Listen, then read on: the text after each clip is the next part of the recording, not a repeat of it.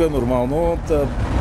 Превъзмогната е обстановката. Благодарение на моите колеги, то след доста часове упорита работа, по негова инициатива, лишение от свобода, слезе самостоятелно в етажа и сега е в медицинската служба, за да му окажем съдействие, ако има някакви проблеми. Какви точно бяха исканията му и ще бъдат ли изпълнени?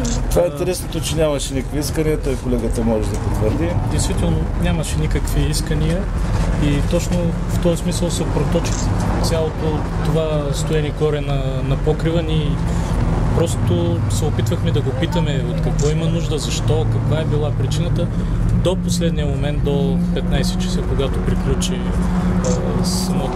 самия престой горе на покрива, не е казал нищо, някакви искания или да е отправил някакви ултиматуми към администрацията. Съвсем спокойно го изчакахме сам да примисли. Предложихме му различни варианти, търсейки изход от това, кое може да го е провокирало. Най-вероятно е търсил своите 5 минути слава и понеже естеството на присъдата, която изтърпява, е малко по-трудно, той е настанен в зона за повишена сигурност предвид присъдата му, затова удължи и престоя си горе. Искал е да се почувства свободен за момент.